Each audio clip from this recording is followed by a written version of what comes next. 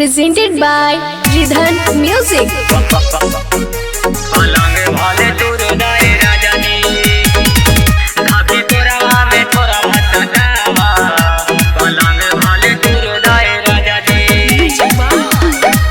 Bholenath recording studio बानावर बिशुनगंज। अभी जवानी बाटे ता जानू हो, पंजा में धके मारा माँ जानू हो, पंजा में धके मारा माँ जानू हो। अभी जवानी बाटे ता जानू हो, पंजा में धके मारा माँ जानू हो। हमर चढ़ली जवानी के सुहुर दाए राजा जी, चढ़ली जवानी के सुहुर दाए राजा जी। धके कोरवा में ठोरवा सटावा, पलंग भले दूर दाए राजा जी। धके कोरवा में ठोरवा सटावा, पलंग भले दूर दाए राजा जी। पलंग भले दूर दाए राजा जी।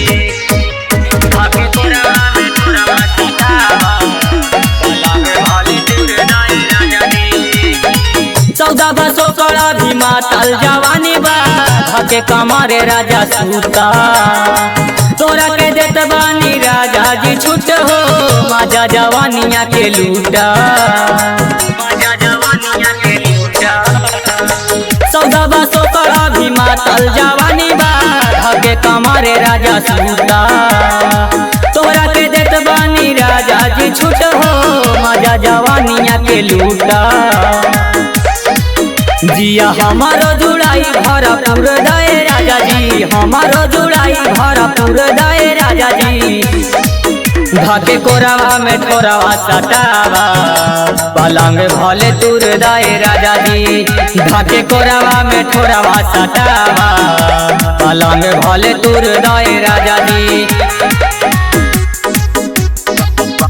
पलंग भले दूर दाए राजा जी।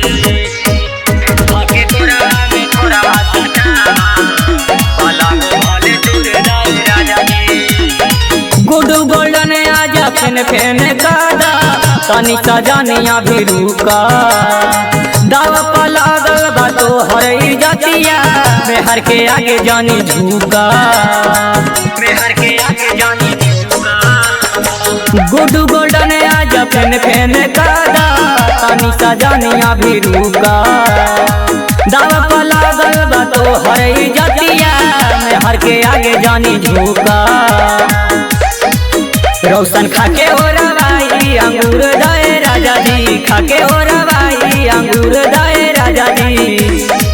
धके कोरवा में ठोरवा सटावा, पलंग भले दूर दाए राजा जी। धके कोरवा में ठोरवा सटावा, पलंग भले दूर दाए राजा जी। भोलेनाथ रिकॉर्डिंग स्टूडियो बानावर बिशुनगंज।